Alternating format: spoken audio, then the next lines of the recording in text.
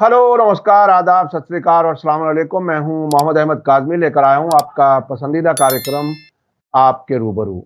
Israel फ़िलिस्तीन जंग 1 साल से ज़्यादा हो चुकी और उसके साथ-साथ अब लेबनान में जिस तरह के लेबनान के बॉर्डर पर जंग का सिलसिला है, वो बहुत ही गैर मामूली है। ऐसा गैर मामूली कि कल ही हिज़्बुल्लाह ने बताया है कि तकरीबन 100 इज़राइली फ़ौजी मारे जा चुके हैं और दर्जनों उनके मरकबा टैंक तबाह किए जा चुके हैं और बहुत से हथियार, उनकी गाड़ियां बहुत कुछ तबाह हो चुकी हैं। अब अमेरिका के नुमाइंदे ने लेबनान की सरकार से कहा है कि आप एक तरफा जंगबंदी का ऐलान कर दो। तो ये एक तरफा, जब भी जंगबंदी की आवाज इजराइल या इजराइल के दोस्तों की तरफ से आती है, वो सीधा सीधा महसूस हो जाता है, चाहे वो उसमें मिस्र या जॉर्डन या अमेरिका या कोई भी हो। जब वो जंगबंदी की बात करते हैं तो इसका मतलब इजराइल कमजोर पड़ रहा है। क्या कुछ है गाजा के बाद अब लेबनान? क्या लेबनान के बाद फिर ईरान से डायरेक्ट जंग होगी? क्या कुछ सूरत हाल होगी? ये सब समझने के लिए मेरे साथ खास मेहमान है, सीनियर जर्नलिस्ट डॉक्टर जफरुल इस्लाम खान साहब, जो एडिटर हैं मिल्ली गजट के, माइनॉरिटी कमीशन दिल्ली के चेयरमैन रह चुके हैं, इस्लामिक स्कॉलर भी हैं। पिछले साल उन्होंने कुरान के ट्रांसलेशन का एक द ग्लोरियस कुरान के नाम से कुरान छापा है और उसके अलावा बहुत सी किताबें लिखी हैं, ट्रांसलेशन की है और कई अरब मुल्कों के मीडिया के लिए लिखते रहे हैं। अरबी जबान की महारत और उस इलाके में रहना, कई मुल्कों में, ये सारे तजुर्बात बहुत ही अहम है। जब हम उनसे बात करते हैं तो बहुत सी चीजें हमें सीखने को मिलती हैं। डॉक्टर जफरुल इस्लाम खान साहब, वेलकम है आपका। मीडिया स्टार वर्ल्ड को आप वक्त दे देते हैं, उसके लिए हम शुक्रगुजार हैं। लेबनान वाले हिस्से में जो जंग अब है, उसे आप कैसे देख रहे हैं? किस तरफ जाएगी? देखिए, ये जंग इसराइल ने जब उसको लगा कि उसने गज्जा को उसने पूरी तरह से जेरनगी कर लिया है, तबाह कर दिया है, अब गज्जा से कुछ रेजिस्टेंस नहीं होने वाला है, जो कि गलत था। तो लेकिन उसका ये ख्याल था कि 1 साल गुजरने के बाद अब वो हालत ऐसी हो गई है कि अब दूसरी तरफ, तो उसने उसके बाद अपनी तवज्जो जुनूबी लुबनान की तरफ की, जहां से मुस्तकिल हिजबुल्लाह के रॉकेट वहां पे आ रहे थे। लेकिन वो 1 साल से आ रहे थे। उस वक्त यानी ये हिजबुल्लाह ने कहा था कि चूंकि गज्जा पर इसराइल ने हमला किया, इसलिए हम गज्जा के साथ हैं। इस बुनियाद पर वो इसराइल के ऊपर, लेकिन वो बहुत ही यानी कायदे से हमले करते थे कि किसी रिहायशी इलाके पर ना हो, किसी मोहल्ले पर ना हो, किसी शहर पर ना हो, बल्कि सिर्फ इसराइल के जो फौजी अड्डे वगैरह होते थे उन पर हमले करते थे। तो ये सिलसिला चलता रहा। उसके बाद इसराइल ने जब ये देखा, इसराइल का असेसमेंट ये हुआ कि गज्जा में उसका काम पूरा हो गया है, हालांकि पूरा अभी भी नहीं हुआ है, वहां पे रेजिस्टेंस जारी है। तो उसने 23 सितंबर से उसने जुनूबी लुबनान का फ्रंट खोल दिया। उससे पहले भी वो यानी वहां पे हवाई जहाज के जरिए जा करके मारता रहा है। उसमें हिजबुल्लाह के बड़े बड़े कमांडर वगैरह भी मरे हैं उसके अंदर। खुद हिजबुल्लाह के जो जो हेड थे, या जनरल सेक्रेटरी बोलते हैं उनको, शेख हसन नसरुल्लाह, उनकी शहादत भी उसी में हुई है। तो लेकिन 23 सितंबर के बाद उसने ये समझा कि बस उसके लिए रास्ता खुला हुआ है। ये बात दुरुस्त है कि इसराइली टैंक और माफ कीजिएगा, इसराइली हवाई जहाज जो है, जो कि असल में इसराइली थोड़ी है, वो अमेरिकन हवाई जहाज हैं। अमेरिका ने उनको तोहफे में दिए हुए हैं, जिसकी तफसीलात मैं इससे पहले बयान कर चुका हूँ कि अमेरिका ने इतने पैसे इसराइल को दिए हैं सिर्फ इसी 1 साल के अंदर, तकरीबन 17,000 मिलियन डॉलर, कि अगर वो हिंदुस्तान में एक 100 रुपए के नोट से हिंदुस्तान की पूरी धरती को वो उसके ऊपर डाला जा सकता है, मतलब तब भी शायद ज्यादा ही हो जाएगा। तो वो दिए हैं। तो उसमें ये हवाई जहाज में जंग के दौरान इस अमेरिका ने 300 हवाई जहाज दिए हैं, जिसमें के स्टेल्थ हवाई जहाज F-35, ये जिसके बारे में कहा जाता है कोई रडार उसको पकड़ नहीं सकता है उसको, वो भी उसको दिए हैं। तो वो तो मार रहे थे पहले। जो अदाहियल जुनूबिया जिसे कहते हैं, ये जो सबर्ब है, जो जुनूबी सबर्ब बैरूत का है, जहाँ पे हिजबुल्लाह का ऑफिस है और जहाँ पे हिजबुल्लाह के तायद करने वाले लोगों की कसरत है, उसको उन्होंने تقریباً وہی حالت کر دی ہے جو کہ انہوں نے غزہ کی ہے، مار مار کے ساری بلڈنگوں کو، اور ایسے ایسے راکٹ مارے ہیں جو کہ 9 منزل سطح زمین کے نیچے جا کر کے مارتے ہیں. اسی میں ایک میں جو ہے شیخ حسن نصر اللہ کی شہادت بھی اس میں ہوئی ہے. تو اس کے بعد انہوں نے سمجھا کہ اب جو ہے جنوبی لبنان، بلکہ ان کا ارادہ تو بیروت تک پہنچنے کا بھی ہے، کہ وہاں اب راستہ ہمارے لیے کھل گیا ہے. اور اس کے بعد 23 ستمبر سے انہوں نے یہ شروع کیا کہ بری حملہ شروع کیا. اس بری حملے میں اسرائیل نے 70,000 فوجی، یعنی وہ چھوٹی سی جگہ ہے، کوئی اتنی بہت بڑی جگہ تھوڑی ہے، ہندوستان تھوڑی ہے وہ، مطلب جنوبی لبنان جو ہے وہ 30-35 کلومیٹر اس کا وہ ہے ڈائمیٹر اس کے اندر، اور 40 اور تقریباً 25 کلومیٹر کا وہ راستہ ہے جس کو کہ اسرائیل قبضہ کرنا چاہتا ہے، جس کو کہتے ہیں جنوبی لیتانی وہاں کا جو دریا ہے اس کا نام ہے لیتانی. تو ان کا یہ کہنا ہے کہ لیتانی کے نیچے جو ایریا ہے اس کو ہم بفر زون بنانا چاہتے ہیں، اور وہاں پہ کوئی بھی حزب اللہ وغیرہ نہ رہے، یہ ان کا مقصد تھا. اس لیے انہوں نے وہاں پہ شروع کیا، اور 70,000 اپنے فوجی جو ہے 5 بریگیڈ 70,000 فوجی انہوں نے وہاں پہ اتارے. لیکن آج تک، اب اس کے بعد سے آپ دیکھ لیے، آج میرے خیال ہے 2 نومبر ہے، یعنی تقریباً آپ کو جو ہے 5-6 ہفتے ہو گئے ہیں. اس کے باوجود اسرائیل مختلف جگہوں سے، اس میں جو ہے مختلف جگہوں سے کوشش کی اس نے داخل ہونے کی، لیکن آج تک 4 کلومیٹر سے زیادہ اس علاقے میں کہیں پر بھی گھس نہیں پایا ہے. اور جہاں بھی گھسا ہے حزب اللہ نے ان کی اچھی طرح سے پٹائی کی ہے ان کی، اور روزانہ 15-20 کبھی کبھی تو 70-80 آدمی اسرائیل کے مر رہے ہیں، اور اس سے کہیں زیادہ زخمی ہو رہے ہیں. اور ان کے ٹینک جو ہے، یعنی بے تحاشا جو ہے ان کے ٹینک جو ہے جو اس میں ختم ہوئے ہیں. میرے خیال ہے کہ 100 کے اوپر ہی شاید ہوں گے. اس کے علاوہ جو بختر بند گاڑیاں ہیں، کون کون چیزیں ہیں، وہ سب بھی تباہ ہوئی ہیں. تو اس میں حزب اللہ نے یہ دکھا دیا، حالانکہ وہاں ان کے بہت سے کمانڈر مارے گئے، ان کا اپنا جو لیڈر تھا وہ بھی، اس کی بھی شہادت ہوئی. اس کے باوجود حزب اللہ نے دکھا دیا کہ وہ جو ہے پوری طرح سے ابھی بھی زندہ ہے اور قائم ہے، اور وہاں پر وہ اسرائیل کا مقابلہ کر سکتا ہے اور کر رہا ہے. تو یہ صورتحال اس میں ہے. اور حزب اللہ نے اب جو ہے اس کے بعد سے، یعنی 23 ستمبر سے پہلے تو وہ صرف خاص جگہوں پر ہی اٹیک کرتا تھا، لیکن اس کے بعد سے اس نے اسرائیل کے مختلف علاقوں پر اٹیک کرنا شروع کر دیا ہے. اس نے یہاں تک کہ جو انٹیلیجنس موساد ہے ان کا آفس پہ بھی اٹیک کیا، اور خود جو وہاں کے وزیر اعظم ہیں ان کے گھر پر اٹیک کیا. لیکن اتفاق سے وہ آدمی وہاں پہ نہیں تھا، ورنہ وہی مرتا وہ. تو حزب اللہ نے یہ دکھا دیا کہ وہ بہت بڑی طاقت ہے، اور اس کے اوپر جو بیروت کے سبرب، جو جنوبی سبرب ہے، اس پر حملہ کرنے، اس کے جو ہیڈ کوارٹر کو ختم کرنے، اس کے بڑے بڑے لیڈروں کو مارنے سے کچھ بھی فرق نہیں پڑا. آج بھی وہ طاقت ہے. تو وہ اس وقت مستقل، یعنی 30-40 کلومیٹر دور اسرائیل کے مستقل حملے کر رہا ہے. اور اس سے اسرائیل جو یہ بات کر رہا ہے، اور اسرائیل کے پیچھے امریکہ ہے. اصل میں یہ لڑائی تو امریکہ کی ہے، لڑائی امریکہ کی، جس کو اسرائیل کے ذریعے وہ لڑوا رہا ہے، وہ مطلب وہ پیچھے سے پوری مدد دے رہا ہے. تو اب جو ہے وہ پریشان ہے کسی طرح سے وہ سیز فائر ہو جائے. جب بھی یہ سیز فائر کی بات کرتے ہیں سمجھ لیجئے کہ یہ کمزور پڑ رہے ہیں. یہ جو مقصد ان کا تھا وہ حاصل نہیں کر پا رہے تھے. کہ بڑے بڑے شروع تو انہوں نے ایسے کیا تھا کہ ہم اس وقت تک جو ہے جنوبی لبنان یا لبنان کے ساتھ جنگ جو ہے اس وقت تک بند نہیں ہوگی جب تک کہ اسرائیل کے جو لوگ، تقریباً 1 لاکھ لوگ جو وہاں سے اس علاقے سے شمالی اسرائیل سے بھاگنے کے لیے مجبور ہوئے ہیں، جب تک وہ واپس نہیں آئیں گی جنگ نہیں بند ہوگی. اس کے بعد جیسے ان کو لگا کہ ان کی ہوائی طاقت بہت زبردست ہو، کیا جا کے مار رہے ہیں.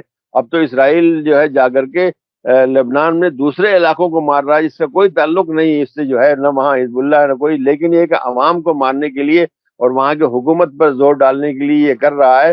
اور اس کے اندر بالبک جو ہے، بالبک وہ جگہ ہے جو کہ یونیسکو کے جو ہیریٹیج، ورلڈ ہیریٹیج کے جو رجسٹر اس کے اوپر ہے. اور یہ کہا جاتا ہے کہ دنیا کی قدیم ترین آبادی وہ ہے جس کو وہاں پر بھی جا کر کے بم مار رہا ہے. تو اسرائیل جو ہے اس وقت جو ہے بیک فٹ پہ ہے، اور جو بری اس نے حملہ شروع کیا تھا وہ کہیں بھی کامیاب نہیں ہوا ہے، اور جہاں بھی جاتے ہیں وہاں مارے جاتے ہیں. اور حزب اللہ نے بہت ہی جو ٹیکٹک استعمال کی ہے بہت زبردست ہے وہ، اور اس سے لگتا ہے کہ ان کے پاس جو ملٹری کے ایکسپرٹ ہیں بہت ہی ماہر ہیں. انہوں نے یہ کیا ہے کہ دو طرح کی فوجیں بنائی ہیں. ایک اسٹیٹک ہے، مطلب کسی ایریا میں وہ وہیں پہ رہتے ہیں، اور دوسری جو ہے وہ گھومتی رہتی ہے. جو پہلی والی جو ہے وہ تو مختلف جگہوں پہ وہ کرتی ہے، اور دوسری اس کا نام رضوان ہے، رضوان بریگیڈ ہے. وہ جہاں پر بھی یعنی ان کے اپنے فوجیں جو ہے کام پریشانی میں ہوتی ہے وہاں وہ پہنچ جاتے ہیں. مطلب دو طرح کی فوجیں ہیں، ایک جو وہاں پہ ثابت وہاں پہ کسی جگہ پہ ہے، اور دوسری جو کہ جب بھی ضرورت پڑتی ہے تو وہاں پر وہ پہنچ جاتے ہیں. تو اس سے اسرائیل ناکام ہو گیا ہے، اور اب جو ہے اس کی بات ہو رہی ہے. لیکن جو باتیں وہ چاہتا ہے کہ کوئی بھی اگر سیز فائر کے اگریمنٹ ہو تو اس کے اندر اسرائیل کو یہ حق ہو کہ جب چاہے وہ وہاں پہ اٹیک کرے.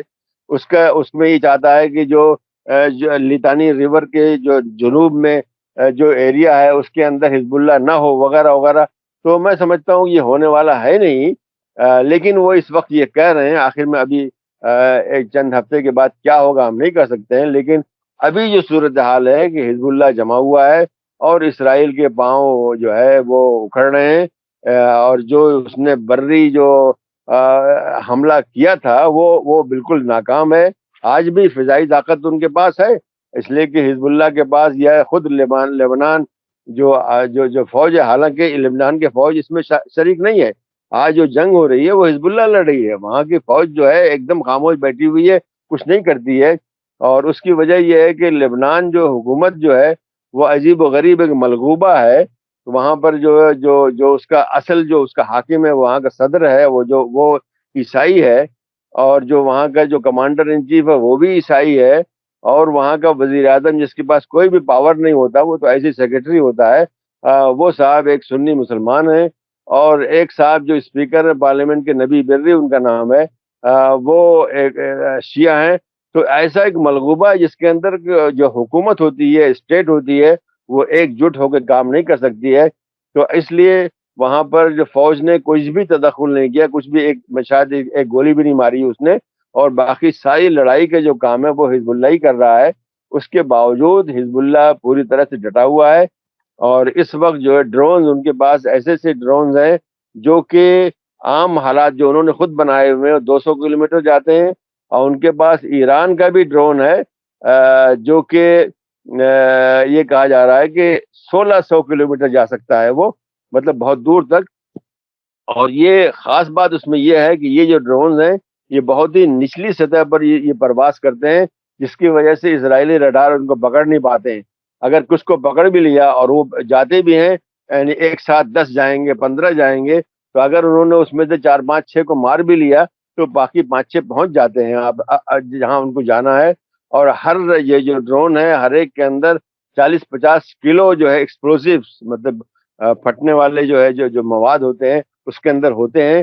تو جہاں یہ پہنچ جاتے ہیں وہاں پر مستقل آپ دیکھ رہے ہوں گے ویڈیو جو اسرائیل کے مختلف علاقوں سے، حیفا سے، تل ابیب سے، نہاریہ سے، گلیلی سے، کون سے علاقوں سے فوٹو آ رہے ہیں، مطلب امیجز آ رہی ہیں روزانہ ہی آ رہی ہیں، جس میں وہاں بلڈنگوں میں آگ لگی ہوئی ہے، پورے علاقوں میں آگ لگی ہوئی یا گرتے ہوئے دکھایا جا رہا ہے وغیرہ وغیرہ. تو اس حزب اللہ نے یہ دکھا دیا ہے کہ وہ پوری طرح سے تیار ہے، اور اس کے اتنے جو بڑے بڑے کمانڈر اور اس کے چیف جو ہے ان کی شہادت کے باوجود بھی اس کی طاقت کم نہیں ہوئی ہے، بلکہ وہ لڑ رہا ہے وہ. اور یہ تو ابھی ایک طرح سے شروعات ہی ہے، وہ بالکل کسی طرح سے بھی یہ نہیں، بلکہ جبکہ اسرائیل کی طرف سے یہ کہا جا رہا ہے، ان کے جنرل کہہ رہے ہیں کہ ہمارے فوجی جو ہے تھک گئے ہیں، ہمارے پاس اسلحہ نہیں ہے. ابھی کل کی خبر آئی ہے کہ غزہ کے اندر جو اسرائیلی بہت زیادہ اب مر رہے ہیں، اس کی وجہ یہ ہے کہ ان کے پاس اسلحے نہیں ہے. ان کو کہا جا رہا ہے کہ راشننگ کر دی گئی ہے، تم لوگ زیادہ اسلحے مت استعمال کرو. تو یہ صورتحال اسرائیل کی ہے. تو امید ہے کہ یہ جو کچھ ہو رہا ہے اس میں اسرائیل کی ناکامی ہوگی، غزہ میں بھی ہوگی، اور جنوبی لبنان میں حزب اللہ کے ہاتھوں بھی ہوگی. اسی کے ساتھ حزب اللہ سے یہ بھی کہا جا رہا ہے کہ آپ اپنے آپ کو غزہ سے الگ کر لیجیے تو ہم فوراً جو آپ کہتے ہیں مان لیں گے. انہوں نے اعلان کر دیا ہے، ان کے ان کے جو چیف ہیں، سیکرٹری جنرل ہیں شیخ نعیم قاسم، انہوں نے یہ اعلان کر دیا ہے کہ غزہ کو ہم نہیں چھوڑ سکتے، غزہ اور ہم ایک ہی چیز ہے، اور جب تک غزہ کے اوپر آپ حملہ کرتے رہیں گے ہم بھی آپ کے اوپر حملہ کرتے رہیں گے. جی، بہت ہی اہم بات شیخ نعیم قاسم نے جو بات کہی کہ جو کچھ حسن نصر اللہ نے پلان بنایا تھا جنگ کا، ہم اسی پر آگے بڑھیں گے اور وہ فلسطین کو سپورٹ کرنا بند نہیں کریں گے۔ بہت ہی دلچسپ خبریں آ رہی ہیں بیروت سے کہ اب ایک زمانہ تھا جب اسرائیل لوگوں کو مختلف جگہ خالی کرنے کے لیے ایک طرح سے حکم دیتا تھا، موبائلوں کے ذریعے میسیجز آتے تھے، میپ آتا تھا ریڈ کلر کر کے، اب بھی آتا ہے وہ، لیکن حزب اللہ کی طرف سے بھی اسرائیل کے کئی شہروں کو خالی کرانے کے باقاعدہ میسیجز جاتے ہیں، جس سے اسرائیلیوں میں بھگدڑ مچ جاتی ہے۔ اچھا، اب اس وقت جہاں تک یہ جنگ پہنچی ہے، اس کے ساتھ ساتھ یہ جو ایران پر حملہ ہوا اسرائیل کا، یہ 1980 کے بعد یہ پہلا کسی باہر سے کسی ملک کا حملہ تھا ایران پر، جو وہ 1980 میں جب عراق کی طرف سے جنگ شروع ہوئی تھی۔ تو کیا اب بار بار لوگوں کا سوال یہ رہتا ہے سوشل میڈیا پر خاص طور پر کہ کیا اب ایران پھر حملہ کرے گا؟ حالانکہ 2 بار حملہ وہ کر چکا ہے، 2 بار اس نے ثابت کر دیا کہ میں ڈائریکٹ اسرائیل کے ساتھ حملہ کر سکتا ہوں، جوابی حملہ۔ اب آپ کو کیا لگتا ہے کہ کیا ایک پچھلے والے حملے سے پہلے کے بارے میں ایران کی طرف سے یہ بات آئی تھی کہ یہ لیٹ ہم نے حملہ اس لیے کیا کہ ہمیں اسرائیل کی طرف سے، معاف کیجئے گا، امریکہ کی طرف سے یہ وعدے کیے جا رہے تھے کہ اب جنگ بندی ہو جائے گی، آپ حملہ نہ کرو، تو جب وہ جنگ بندی نہیں ہوئی تو انہوں نے مجبوراً پھر حملہ کیا۔ آپ کو اب کیا لگتا ہے کہ کیا ایران پھر اسی قسم کی ڈپلومیسی کی کوشش کر رہا ہے؟ چونکہ ایران کی پرائیورٹی وہ یہ ہے کہ جنگ بندی ہو جائے کسی طرح سے، وہ کبھی کبھی اس حد تک بھی اشارے دے چکا ہے کہ وہ جوابی کارروائی سے بھی پیچھے ہٹ سکتا ہے اگر عام فلسطینیوں کی جان بچے اور ان پر وہ حملے بند ہو جائیں۔ آپ کو کیا لگتا ہے، آپ کا اندازہ کیا ہے؟ دیکھیے، ایران ایک ذمہ دار ملک ہے اور وہ نہیں چاہتا ہے کہ پورے علاقے میں جنگ شروع ہو جائے۔ جنگ شروع ہوگی پورے علاقے کے اندر، اس میں کہ پھر سیریا بھی پہنچے گی، اردن بھی پہنچے گی اور شاید اور جگہوں میں پہنچے۔ وہ نہیں چاہتا ہے اس کو اور نہ ہی اس کا موقع دینا چاہتا ہے۔ لیکن جہاں تک مجھے لگ رہا ہے کہ اسرائیل نے جو حملہ کیا ہے وہ بھی اسرائیل امریکہ کے ساتھ پورے کوآرڈینیشن سے کیا ہے۔ مطلب یہ سمجھتا ہوں، میرے خیال میں سارے جو ٹارگٹ تھے وہ امریکہ میں ہی طے ہوئے ہیں کہ فلاں فلاں جگہ مارنا، فلاں جگہ نہیں مارنا۔ تو اس کے بعد جو ایران سے جو اشارے آئے ہیں وہاں کی سپریم لیڈر آیت اللہ خامنئی کی طرف سے جو آئے ہیں کہ ایران اس کا جواب دے گا۔ اب کب جواب دے گا یقیناً اس کا فیصلہ وہ خود کریں گے، اسسمنٹ کر رہے ہوں کہ کہاں مارنا، کیسے مارنا ہے۔ لیکن بہرحال یہ بات بالکل واضح ہے کہ وہ آج سے نہیں، پہلے سے ہی بہت ذمہ دار ملک ہے اور وہ نہیں چاہتے کہ ان کی وجہ سے پورا خطہ جو ہے خلفشار میں آ جائے، جس کی وجہ سے صرف ایران کا ہی نہیں بلکہ دوسرے بہت سے ملکوں کو نقصان ہوگا، جو کہ پورے علاقے کا نقصان ہوگا۔ اسرائیل کا ہو تو ان کے لیے کوئی بات نہیں، لیکن دوسرے یعنی جیسے شام ہے، سیریا، اردن ہے، مصر تک بھی آگ پہنچ سکتی ہے، خود غزہ اور ویسٹ بینک میں تو ہے ہی، جنوبی لبنان میں تو چل ہی رہا ہے۔ تو وہ چاہتے ہیں کہ چیز ختم ہو، لیکن جہاں تک ان کے اشارے ہیں کہ کچھ نہ کچھ جواب تو وہ دیں گے، اس لیے کہ اسرائیل نے جو حملے کیے تھے وہ اپنے حد سے زیادہ تھے۔ اسرائیل کا یعنی ایران کا اسسمنٹ یہی کہ زیادہ تھے، حالانکہ اسرائیل کہہ رہا ہے کہ وہ بہت کم تھا اور امریکہ کہہ رہا ہے کہ نہیں، بہت دیکھ دیکھ کے مارا ہے تاکہ جو ہے کوئی بڑا نقصان نہ ہو، آئل انسٹالیشن پہ نہیں مارا، نیوکلیر انسٹالیشن پہ نہیں مارا، وغیرہ وغیرہ کی باتیں کی جا رہی ہیں۔ تو ایسا ہی لگ رہا ہے کہ کچھ نہ کچھ ایران سے جواب بالکل آئے گا۔ اچھا، اس بیچ میں ایک اور واقعہ ہوا ہے۔ اس ایران پر اسرائیل کے حملے کے بعد ایران کی فوج کے ایک بڑے ذمہ دار نے بتایا کہ اس حملے سے پہلے 25 دن تک عراقی فضا میں اسرائیلی، امریکی، برٹش، فرینچ یہ جہاز اڑ رہے تھے ایران کے خلاف حملے کی تیاری کے لیے، اور ایران کے فارن منسٹر نے اس حد تک کہا کہ نہ صرف عراق کی فضا بلکہ کچھ اور ملکوں کی بھی ایئر اسپیس استعمال کی گئی ہے ایران کے خلاف حملے میں۔ آپ کو کیا لگتا ہے کہ عراق کی حکومت اب تک بھی کیا ابھی تک اتنی کمزور ہے کہ اس کو کانفیڈنس لیے بغیر امریکہ نے وہ اسپیس دے دیا؟ کہا یہ جا رہا ہے کہ امریکہ کے پاس کچھ ہوائی روٹس ہیں جو وہ استعمال کر سکتا ہے، انہی روٹس پر اس نے ان کو باقی ملکوں کو بھی آنے دیا. آپ کو کیا لگتا ہے کہ کیا بغداد کی سرکار اب تک بھی اتنی کمزور ہے؟ 2003 کو اب تقریباً 20 سال سے زیادہ ہو گئے امریکہ کی پکڑ، جبکہ ایران کے تعلقات بھی بہت اچھے ہیں موجودہ عراقی سرکار سے. کیا ہو سکتا ہے، کیا امکانات ہیں؟ دیکھیے، عراق پوری طرح سے خود مختار ابھی بھی نہیں ہوا ہے. ابھی بھی وہاں پہ امریکی اڈا موجود ہے. ابھی بھی کچھ نہ کچھ جو ہے معاہدے، کچھ خفیہ ہوں گے، کچھ غیر خفیہ ہوں گے، معاہدے موجود ہے، جس کی وجہ سے عراق کی حکومت پوری طرح سے یعنی خود مختار نہیں، اس معنی میں جو فیصلہ چاہے وہ کرے.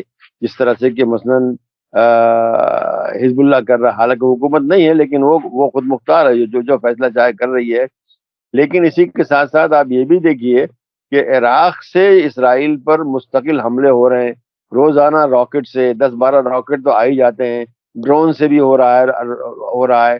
وہ عراق کی حکومت یا عراق کی فوج نہیں کر رہی ہے، لیکن وہاں جو ملیشیاز ہیں، جو بھی بہت پاورفل ملیشیاز ہیں، جیسے الحد الشعبی ہے، بہت پاورفل ہیں. جیسے حزب اللہ ہے، اتنے طاقتور شاید نہ ہو لیکن پھر بھی کافی پاورفل، ان کے پاس بہت کچھ ہے. تو اگر حکومت نہیں کر رہی ہے، اور حکومت بہرحال وہ مغربی دباؤ میں، امریکہ کے دباؤ میں ہے، لیکن دوسرے لوگ جو ہے وہ اس میں شریک ہیں. ایک طرح سے کہا جا سکتا ہے کہ جو محاذ اسرائیل کے خلاف آج کام کر رہا ہے، اس میں جو عراق کے اندر جو ملیشیاز ہیں، ایک نہیں، میں شاید 3 ملیشیاز ہیں جو کہ اسرائیل کے خلاف، تینوں شیعہ ملیشیاز ہیں. تینوں جو ہے کام کر رہی ہیں، حزب اللہ کی مدد کر رہی ہیں، حماس کی مدد کر رہی ہیں، اور اسرائیل کے خلاف جو ہے مختلف جگہوں پر وہ اٹیک کر رہی ہیں. ایسے ہی جو انصار اللہ ہیں یمن کے، وہ بھی کر رہے ہیں. بلکہ یہ کہا جا رہا ہے کہ ان کی وجہ سے اسرائیل کو بہت سخت نقصان ہوا ہے. اور ابھی آج ہی کی خبر ہے، جو جرمنی کی وزیر خارجہ نے کہا ہے کہ حوثی کے سامنے یا حزب اللہ، انصار اللہ کے سامنے ہم ہار چکے ہیں. تو یہ سب مل کر کے جو ہے ایک دباؤ پڑ رہا ہے اس کا، اور وہ سامنے آئے گا. یعنی اسرائیل کو کتنی مدد امریکہ دے گا؟ اس کے لوگ جو روزانہ مر رہے ہیں، روزانہ 30 40 50 کبھی کبھی 70 لوگ اس کے مر رہے ہیں. اور ابھی خود اسرائیل نے اقرار کیا ہے کہ جب سے جنگ شروع ہوئی ہے، اس کے یعنی کئی ہزار لوگ مرے ہیں اور 10,000 لوگ زخمی ہوئے ہیں. اور اس کے علاوہ جو لوگ جو ہے نفسیاتی مرض کے ہیں، وہ تو کئی لاکھ لوگ ہیں جو کہ اسپتالوں میں گئے ہیں اس کے علاج کے لیے.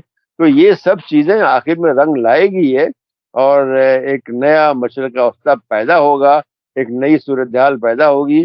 اور اسرائیل کی یہ جو درندگی ہے، اسرائیل کی جو غنڈہ گردی ہے، یہ ختم ہوگی. اور اسی کے ساتھ امریکہ کی جو غنڈہ گردی ہے وہ بھی ختم ہوگی. ایک دن آئے گا وہ، تو لیکن اس کے لیے قربانی چاہیے، اور لوگ قربانی دے رہے ہیں اس کو.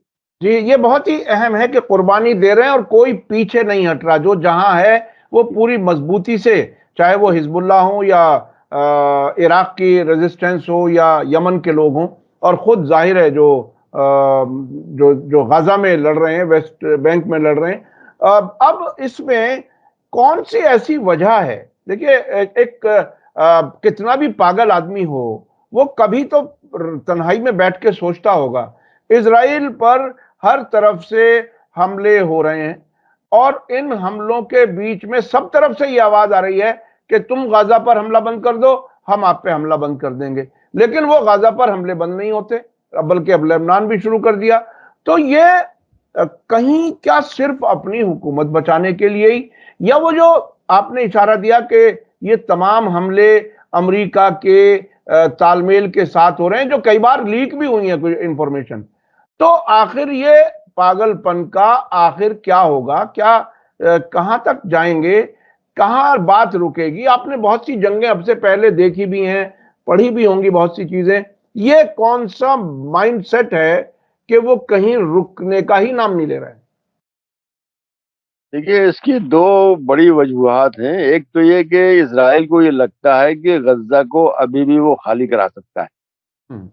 اگر پورے غزہ کو نہیں تو کم سے کم اس کے 1/3 کو، جو کہ ابھی جو جبالیہ کی جو لڑائی چل رہی تھی 2-3 ہفتے سے چل رہی ہے، جس میں روزانہ 100 150 50 70 80 فلسطینی مارے جا رہے ہیں، اور جو بھی بقیہ جو وہاں پہ بلڈنگیں جو تباہ ہو رہی ہیں، وہ اس لیے ہے تاکہ شمالی جو غزہ ہے، جو جبالیہ ہے، اس میں ایک بڑا حصہ ہے، اس میں اس سب کو خالی کر کے وہ اسرائیل پوری طرح سے اس پر قبضہ کر لے، اور لیکن ان کی نیت اور ان کی خواہش یہ بھی ہے کہ باقی بھی کر لے کسی طرح سے۔ یہ لوگ جو ہے ایسے اتنا پریشان ہو، اتنا ان کے اوپر پریشر پڑے کہ یہ لوگ صحرائے سینا جو ہے مصر کی طرف بھاگنے پر مجبور ہو جائیں۔ اور کوئی بعید نہیں جب اسرائیل وہاں موجود ہے، جو فلیڈلفیا کہتے ہیں یا جس کا اصل نام محور صلاح الدین ہے، صلاح الدین کوریڈور ہے، جو تقریباً 30-35 کلومیٹر کا ہے، جہاں پہ جس کے دوسری طرف مصر ہے اور اسرائیل آج وہاں موجود ہے، تو کوئی بعید نہیں کہ ایک اسرائیلی ٹینک آئے اور جو ہے وہ جو فینس ہے جو لوہے کی ہے اس کو توڑ دے۔ تو ان کی یہ خواہش ہے ان کی کہ کسی طرح سے یہ لوگ وہاں بھاگ جائیں، یا کافی لوگ بھاگ جائیں، یہاں تک کہ غزہ کے اندر بہت ہی کم لوگ رہ جائیں۔ تو یہ آج بھی ان کے دماغ میں ہے۔ اور دوسری طرف خود اسرائیل کے اندر جو معاملہ ہے وہ یہ ہے کہ اس وقت وہاں کی حکومت بالکل ڈاماڈول ہے، اور اگر کوئی دوبارہ الیکشن ہوتا ہے تو یہ حکومت جو ہے یا اس میں جو پارٹیاں ہیں وہ ہاریں گی۔ اسی کے ساتھ ساتھ اگر یہ پیچھے ہٹتا ہے تو اس میں کچھ پارٹیاں ایسی ہیں جو فوراً جو ہے اپنے آپ کو وہاں سے نکال لیں گے، اور نکالتی وہ گورنمنٹ دھڑام سے گر جائے گی۔ اور آج بھی اس کی اکثریت خالی 2-3 کی ہے، بس، خالی زیادہ نہیں ہے، بہت ہی کم کی ہے۔ تو اگر ایک پارٹی بھی نکلتی ہے تو وہ حکومت دھڑام سے گر سکتی ہے، اور اس کے بعد سارا جو سروے آج تک اسرائیل سے آیا وہ یہی ہے کہ اب یہ ہے لیکود اب جیتنے والی نہیں ہے، بلکہ اس کو مشکل سے جو وہاں پہ 62-63 جو وہاں پہ کنیسٹ ہے، اس میں سے 12-13 ممبر سے زیادہ اس کو نہیں ملیں گے۔ تو اور خود پھر جو نتنیاہو اس کا اپنا ذاتی بھی اس میں مفاد شامل ہے، وہ یہ ہے کہ اس کے خلاف تقریباً 5 جو ہے کرپشن کے کیسز موجود ہیں، اور جب تک وہ وزیر اعظم ہے تب تک اس کو امیونٹی ملی ہوئی ہے، تب تک وہ گرفتار نہیں ہوگا۔ جس دن وزیر اعظم نہیں ہوگا وہ فوراً گرفتار ہوگا، اور بالکل اس کا امکان ہے اس کے فوراً بعد وہ جیل بھی پہنچ جائے۔